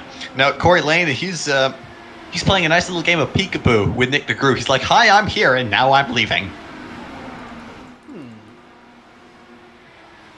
I'm coming up with new analogies each week, Jonathan. That's the important. That's why you keep me around. I keep it interesting. First you stabbed a rabbit. Now we're talking about a game of peekaboo. It's getting very interesting, so I'm very intrigued to see what you come up with for next week, which I don't know what track that's at. I want to say it's Texas. Battle for the podium right now, not really on. Max Davies falling back quite a bit. Jim Brooks trying to put a little bit of pressure on him, but it's only 6/10 between them. Main battle on the track right now is for 14th. Really around here, a lot of drivers fighting it out. Look a little bit in front of them. Josh Gardner battling it out with Benjamin Combs. That for the top 10. Combs going to the high side, trying to make a little bit of a run work up there. It's going to check him up just a bit. Now Josh Gardner. Never mind, that was Josh Gardner who went up to the high side. Now Charles T looking to put a little bit of pressure on him. Terribly sorry, my headset disconnected itself. Okay, we're back. Welcome back. Please somebody can hear me. Can you hear me? I can hear you. Okay, good. Technical issues have been resolved. We're back. Yay! We love being back. Okay, battle at the front. I mean, Alexander Van der Sant is still flying away like that majestic pigeon, but Nick DeGroot is the man with the harpoon behind and is bringing him back in. Caution on the racetrack. Car backwards on the front straightaway. That is Brandon Pasalaqua spinning around and getting it back going. Oh, what can possibly happen worse for Brandon Pasalaqua in this race? Not much, Thomas. Not much. He has had a pretty sad race. He lost it on the. He looks like he just lost it. Yeah, he came through the corner, got a little loose in the dirty air, and is banana. Yeah, it's not been a good race for Pasalaqua. You know, just not great. I gotta be honest. Should we bring him up and ask him a few questions? You know, I would, but I feel like that would just be beating a dead horse, to use an expression that people actually use. Dude, YouTube, man, we can't say that anymore. Apparently. Sorry, we are feeding a fed horse. Oh, I like the reference to PETA there. We'll see if anyone comes into the pit lane this time by. Looks like a lot of drivers are thinking about it. Van der Sant, the first one coming in. I'm surprised no one decided to stay out. I believe that is the square root of everyone. No, AJ Musselman is staying out. Ignore the fact that my voice just went about 12 decibels higher than everyone else and decided to do a Mickey Mouse impression. Van der Sant in as your leader. We'll see if anyone can beat him out. Nick DeGroot in second, maybe trying to get the jump on him. Corey Lane. He's going to beat both of them out of the pit lane as your race leader. So he might have just taken fuel there. That pun was terrible.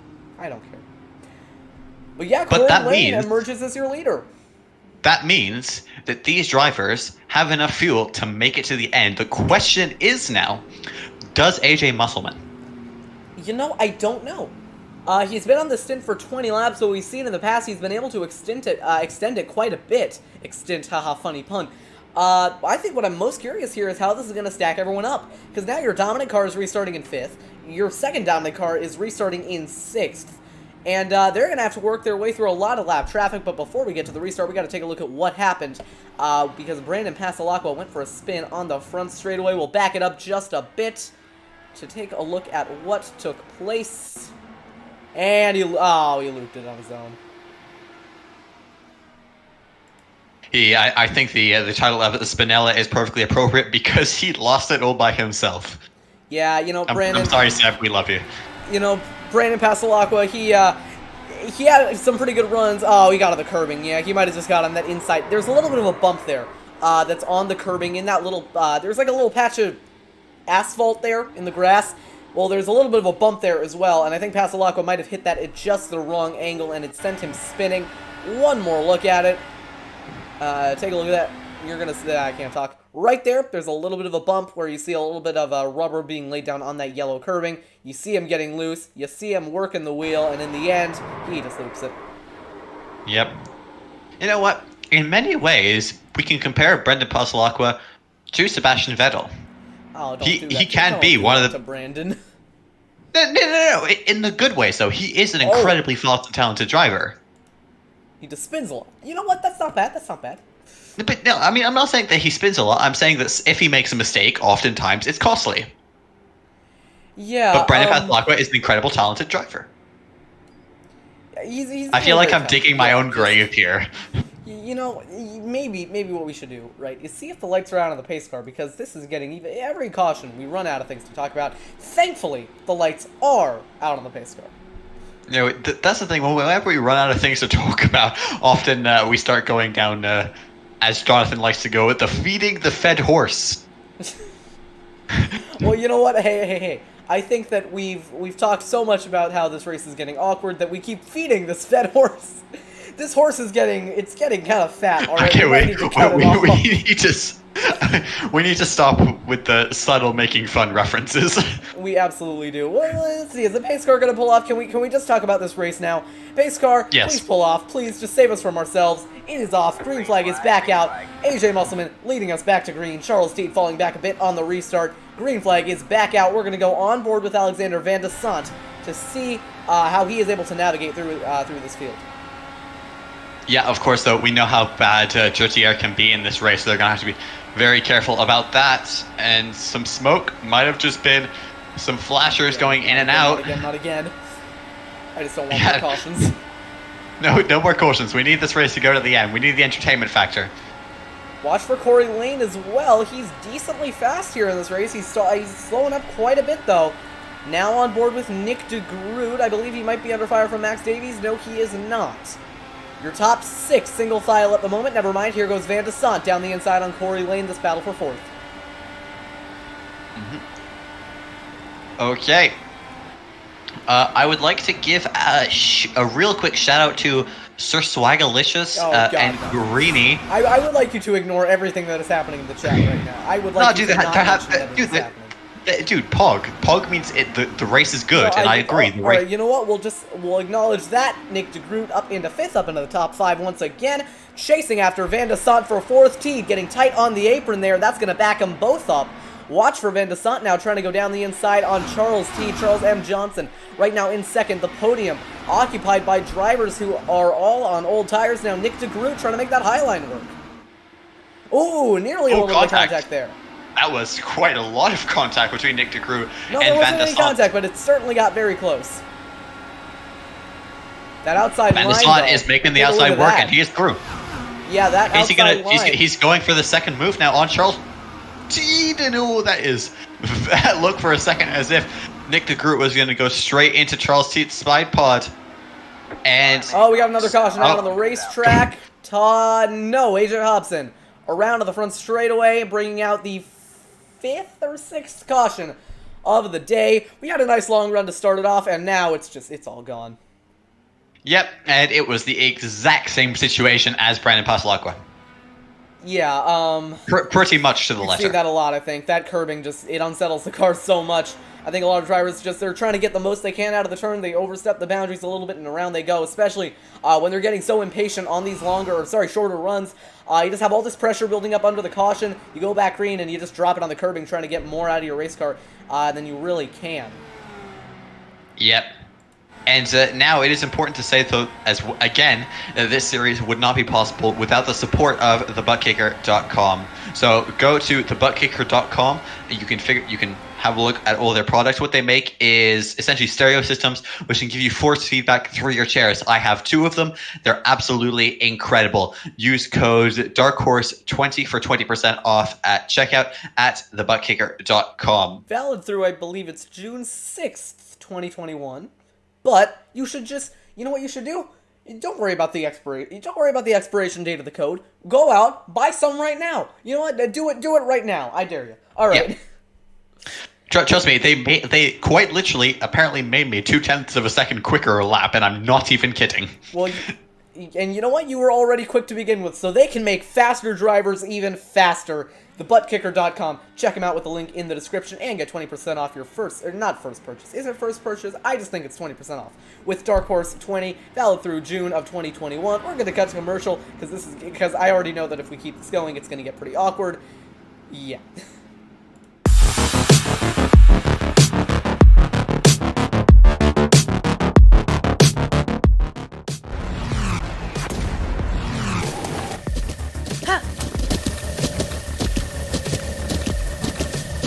With the Butt Kicker Gamer 2, what you see and what you hear is what you feel.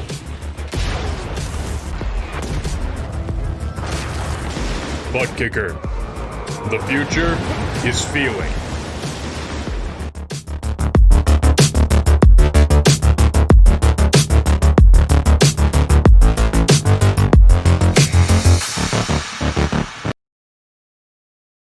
And we're back live here on TMG, still under caution from the Milwaukee Mile. AJ Musselman, your current leader. Lights are still on the pace car, so we've got at least another lap of pacing to go. When we go back green, it's going to be around an 18-17 lap sprint to the finish, so it's going to be very close between these drivers. We'll see how everything plays out. We know that the top two at the moment are on old tires, and Nick DeGroot is your first car on fresh tires. It's going to be very interesting to see for sure. I don't know what happened to Thomas. He's just gone, so you know what? That's okay. We didn't need him, right, guys? I'm here. Can you hear me? Yes, I can. I can hear you now. Okay. Yes, I'm still here. I've been talking this whole time. I did not hear a single word you said, so I think your mic might have been muted. No, it wasn't. My headphone jack was just twisted. We're good. It's working. Well, we're all good now. Technical difficulties. AJ Musselman lining up as your leader. I hope the lights are out on the pace car, because we are just severely out of things to talk about. I can't really see. I think the lights are out. Are they? Looks like it. Yeah. The issue is that when we say that we're running out of things to talk about, it doesn't mean that we necessarily have no idea what to talk about. We're very experienced. We know how to make stuff up. Yes, very it's just the experienced. fact I've been that doing this for at least a day now. Exactly. It just means the fact that there's been so many cautions that we've run out of. We have a long list of things to talk about, and we've exhausted that list. You know, so we do know what we're talking about. So you can trust us when we give our own commentary. And you should also, did I mention that you should broadcast your future iRacing events with us, please? Anyways, here we go. We're going back to the restart, this time by AJ Musselman lining up as your race leader. Charles Johnson in second. Under 20 laps to go here at the Milwaukee Mile. It'll come down to this. Musselman gonna lead him back to green. Pace truck is off. Musselman is gone. We are back racing at Milwaukee. Very good start there from AJ Musselman. Charles Johnson, though, getting slightly poorer starts as Nick DeGroot is all over the back of him. Is he going to have the look now into turns 3 and 4? We know Nick DeGroot is going to want to get a move on with things. Might try that high side. Oh, no, he pushed up the track. That's not going to be good for him. Alexander Van de Sant going to get a big run here. Not going to have enough to make it to turn 1, though.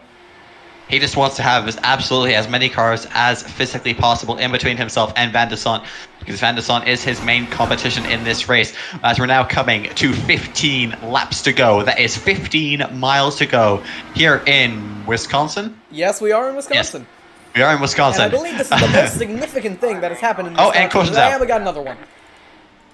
This time, this caution is for Charles Teed. Oh, no, Charles Teed. That's actually kind of significant.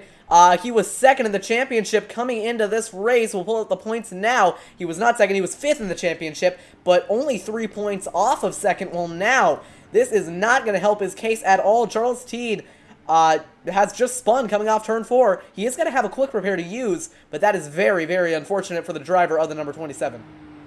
Yeah, just have a look now to see if there's any contact. Nope.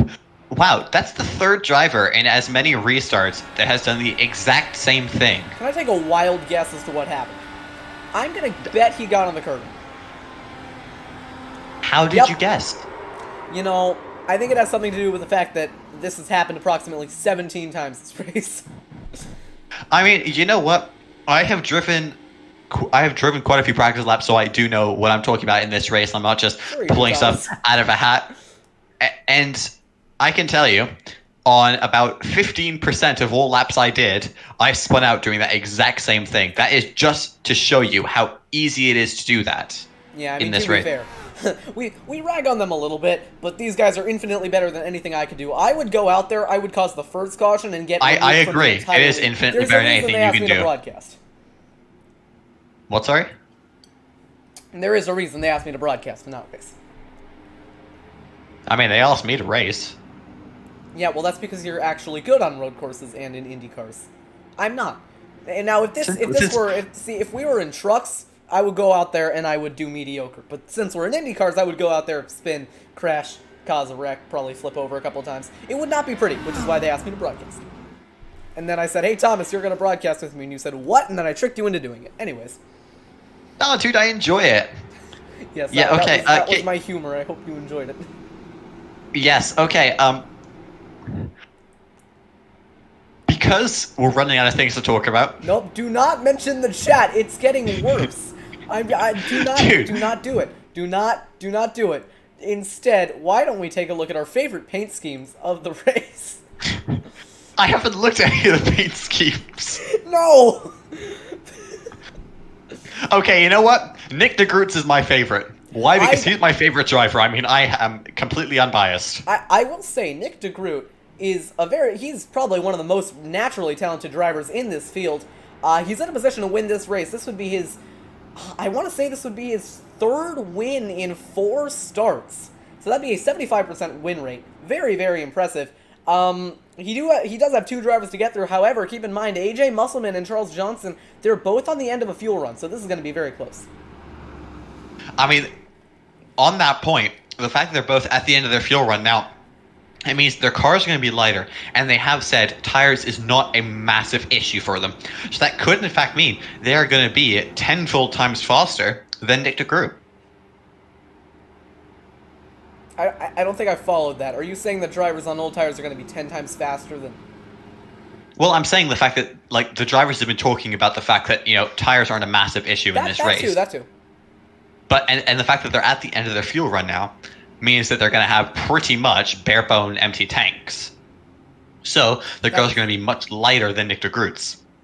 But is that a good thing? You following? Then you might lose a little bit of downforce, I think. I don't know how physics work. Well, I'm failing physics, so you can't... Don't Alright, ask me. so let's listen to the man who is failing physics. Thomas Fisher, do you think that the weight of the fuel in the car is going to affect the downforce? Well, I'm good at aerodynamic physics, but I'm just not good at other physics. Okay, well, you know what? That's good, because that's what we need to talk about. Exactly, because the whole thing is essentially... The way aerodynamics works is it's the speed that is adding weight to the car by forcing air upwards and creating... essentially vacuums which suck the car to the ground underneath the wings.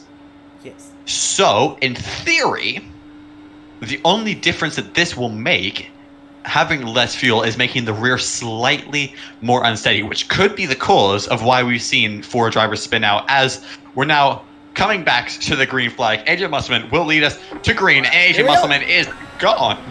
As I have an absolute voice hiccup. Hey, it's okay. You know how many times that's happened to me. You just have to make. And Nick DeGroot is on the move already, and he is by Charles M. Johnson like that. Slide job!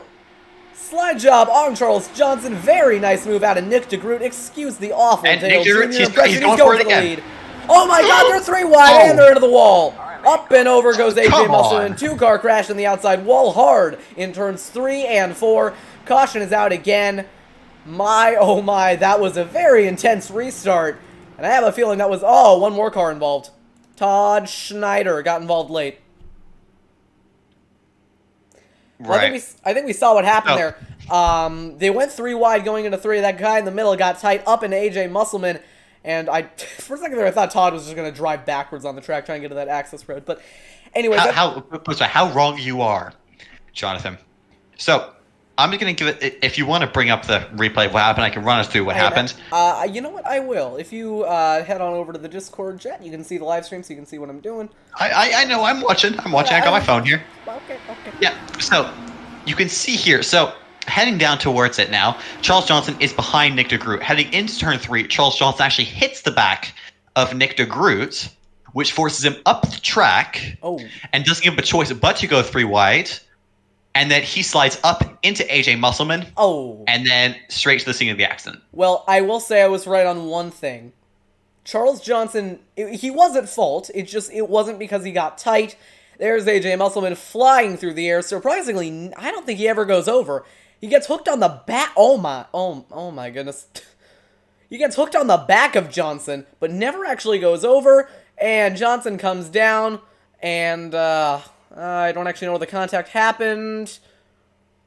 Somewhere around here, you're going to see Todd Schneider get involved in the wreck and spin. There you go. Oh, there it is. Yep. Got clipped by Musselman hard into the wall. Very unfortunate for Schneider. Yep. It looks right now as if we're going to be coming to green with approximately 6 laps to go. Oh my, look at that. Hard crash. You got to feel for AJ Musselman because that's not really something he could do anything about. We can go on board, but I mean, really, he didn't really have anywhere to go. You're going to see it. He's taking his line, going through 3 and 4. Gets hit from Johnson, and up and over he goes. Yep. Pretty violent So- crash as well. Yeah. We're going to be coming to green with about 6 laps to go, if I can do maths. I think I I can. don't know, can you? I'm trying, man.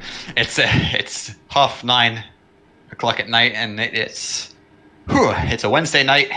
Maths is not my strong suit tonight.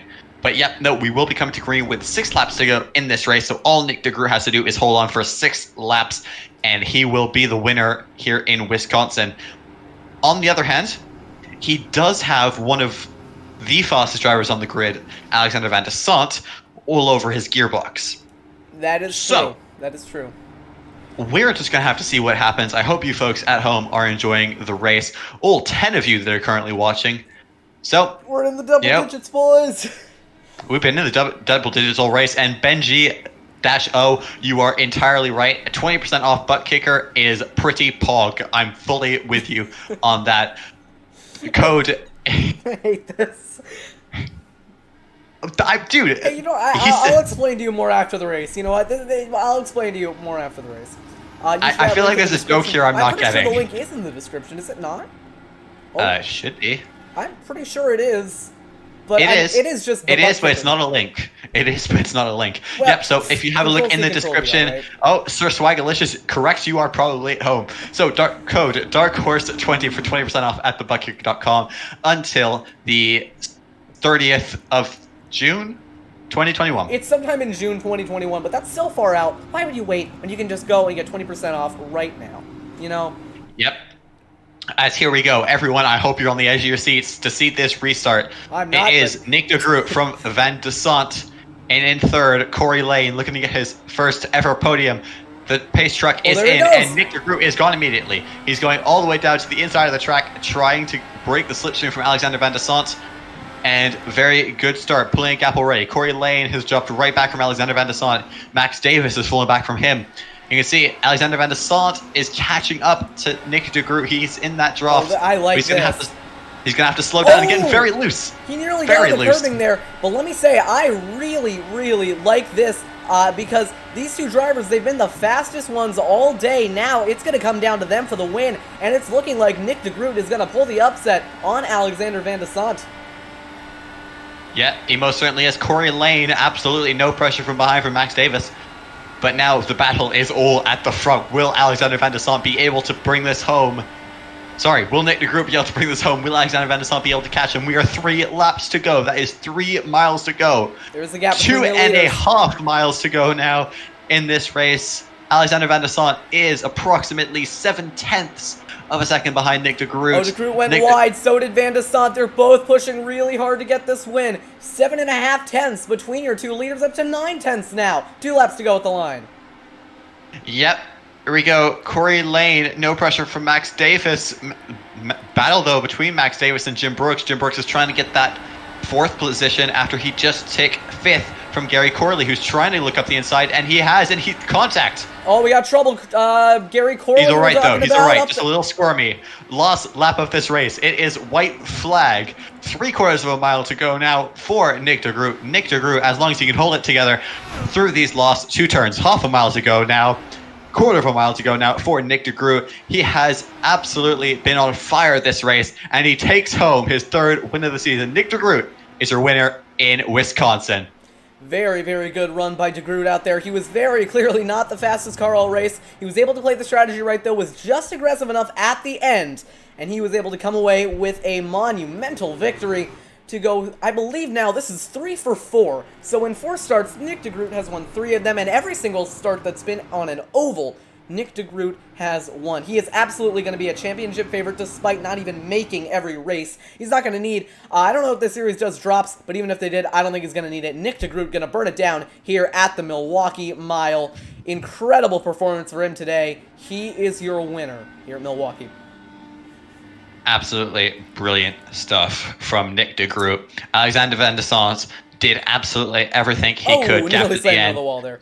Yep, doesn't matter. It's the end of the race. Gap at the end was 1.2 seconds for the win. Corey Lane gets his first podium in the series. Congratulations to that number 20 car. Starting fourth on the grid, Max Davis takes fourth. Jim Brooks. You mean from fourth? Don't at me. Okay. Jim Brooks taking fifth in this race. Gary Corley, good result for him. Up 4 places for sixth place. Craig Forsyth, massively well done to him. Up 12 places, starting 19th, finished 7th. Benjamin Combs starts 17th, finished 8th. AJ Hobson in 9th. Josh Gardner 10th. Brendan Pasalaqua up to 11th. Super topsy-turvy race for him. I'd love to get an interview with him after the race. Michael Spell is rounding off your 6th row. Joe McAdree and Charles Teed, 13th and 14th, respectively. Eric Peterson and AJ Musselman. Super, super unfortunate for AJ Musselman finishing down in 16th. He had the chance for that podium, but unfortunately, contact late in the race with Charles Johnson ended that possibility for him. Charles Johnson, speaking of whom, finished 17th. Jeffrey Duncan, 18th. Todd Schneider, 19th. Bruce Rivers retired 84 laps before the end for 20th, as did Krista Nelson. David Leclerc and George Anzaldo retired 105 and 109 laps from the end, respectively, to round off your finishers. So that is going to do it for your finishing results. Really quickly, we are going to go... we're not even going to go to like a commercial break. We're just going to take a quick break, bring some people in for some interviews, and we are going to be right back with your race winner, Nick de Groot. He is now 3 for 4. We will be right back.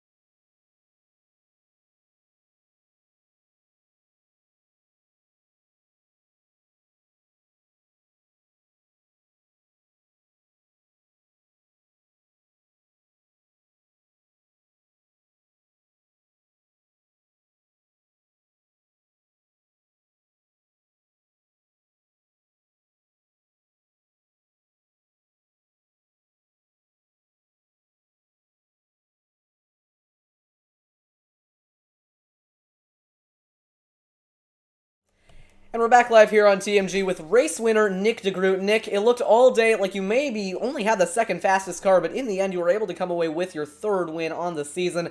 Talk us through those last couple of restarts there and what you were able to do to get this win. Yeah, this one was pretty surprising because Alex had that field covered. He had me covered. The only time I ever had a chance was when I got in front of him and I got that clean air, because it's just that clean air is worth so much. He could stick with me, but just because of how planted that car is in clean air and the dirty air when you're in second, I was able to hold him back. But yeah, at the end of the race, the key was the traffic. I only passed Alex twice that entire race, and both times were identical. It was on the outside and in traffic. So that was the only way I was getting around him, and then it just kind of worked out in the end there. Shame for what happened with AJ and Charles. They were having a great run there. They had a interesting strategy that put them to the front of the field. But yeah, I knew that final restart. I just needed to nail, 10 corners, 5 laps, and we were going to come away with it, win number 3. Yeah, Nick, super well done. You absolutely deserve that race win. You drove the wheels off of that car. Can you tell us, what is your genie in the bottle? Do you have a technique here? Have you learned what Alex has been doing and you figured out, you can beat him? Or is honestly quite a lot of this just been luck and being in the right place at the right time?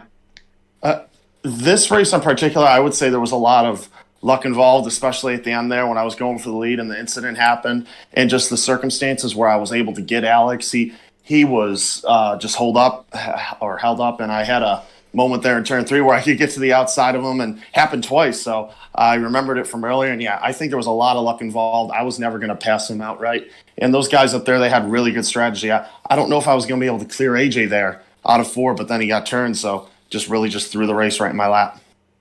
Yeah, Nick, the last thing that I wanted to ask you about is, now in the championship, you've extended your advantage even more over second place, because I believe the driver in second place, I don't even remember who it is at this point, but I know they did not have a very good time today.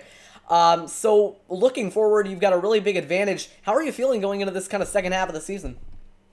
Yeah, this was one of the races out of the ovals that I was actually really worried about. So to come away with a win here is pretty awesome. I love the big intermediates. I love tracks like Kentucky. I'm excited to go to places like that. Donington is one I have circled of, okay, just survived that one. But yeah, I'm feeling really confident right now. And these guys are fast. Alex is fast. AJ's fast. Charles is fast. And it's not going to be easy. None of these wins are easy, but I'm very confident in our ability to get a few more before the season's over. Well, you certainly make it look easy out there. You've done an incredible job in your first 4 starts, getting 3 wins. We're very excited to see what you can do with the rest of the season. All right, thank you, guys. No worries. Thank you very much, Nick. Coming up right next is your second place finisher of Alex Van de Sant. Hey, Alex, it's Thomas up in the TMG broadcast booth. You got me? I got you. Yep. Super unfortunate for you there. You had the car to be all night. You just got caught up with some traffic, bad luck, and nothing seemed to be going your way tonight. Just walk us through it. Yeah, I mean, the car felt really good when I was in clean air, and then these guys, they would stay out, and great strategy from them. It didn't pay off at the end because of some crazy net code. But yeah, I knew Nick was probably the car to beat tonight. So even just a few laps in. But yeah, the only times he passed me was when I was stuck behind 2 other cars on older tires, and I don't know why I didn't learn from the first time. He just shot around the outside when I got held up behind somebody else. Well, live and learn. But great, kudos to him. He did an awesome job. We saw Dirty Air played a really big factor in the racing tonight. How do you think that played into your eventual second place finish? Yeah, I mean, it allowed Nick to get around me those 2 times, and then I think if there was a longer run at the end there, I may have gotten around him. The first time I was running behind him, I was just starting to catch up to him. His tires had just started to wear out more, and then the caution came out, and so it didn't matter in the end there. I guess we'll never know. Yeah. 2 things I want to talk to you about now. The first one is, how do you feel about the fact that we're going to Kentucky next week? What are your thoughts on that track in particular? Super excited. I haven't driven it in this car, but in the IR18, it's super fun. It's a really fast track. It's just a big bowl. So I'm excited. Yep, and as well, what about Donington? You won last time at the road course. What are you going to do this time on the 9th of December? I'm looking forward to Donington. I haven't driven that track in a very long time, and only on project cars too. So I kind of know the layout, but I'll need some time to relearn it there. Yep. To finish off the season as well, we have the Indy 500 on the 19th of December. Are you looking forward to that race? What do you reckon you're going to be able to do in that one? well, you always look forward to Indy. I haven't driven Indy in this car before, so it's a big unknown for me. But I've had success at Indy before, so excited. All right, well, thank you for joining us, Alex. It definitely seems like you and Nick are going to have a really, really fun battle. Really throughout the season, it seems like you and him have a lot of similar track preferences, especially when it comes to places like Kentucky, Donington. So it'll be very interesting to see kind of how that battle develops. Congratulations on your second place finish. Thank you, guys. And lastly, we're going to bring up third place finisher Corey Lane, who just, I believe we can actually, can we? Yes, we can. And you just brought him up. Corey, this is Jonathan up at the TMG broadcast booth. You got us? Yep, I got you. Well, Corey, it was a very hard-fought race for you. I believe this is only your second start in the series, yet you were able to come away with a podium. Walk us through kind of those last couple of restarts there and how you were eventually able to snag that third-place finish. At the end there, I just had old tires, so I was just running my race, and then they were just dropping like flies in front of me.